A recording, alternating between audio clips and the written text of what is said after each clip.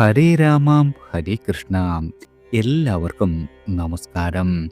2026 വർഷം എത്തിക്കഴിഞ്ഞു. ഈ നക്ഷത്ര ജാതകർക്ക് അമൂല്യമായ ഭാഗ്യങ്ങൾ വന്നു ചേരും. ഇവർക്ക് വൻ സമ്പത്ത് വന്നു ചേരുവാനുള്ള യോഗമുണ്ട്. ഇത് വിദേശ ജോലി ഭാഗ്യമോ, അതുമല്ലെങ്കിൽ ലോട്ടറി, അതുമല്ലെങ്കിൽ വാതുവയ്പ്, പൂർവിക സ്വത്ത് എന്നിവയോ ആകാം. എന്നിരുന്നാലും വൻ സമ്പത്താണ് ഇവർക്കായി ഫലമായി പറയുന്നത്.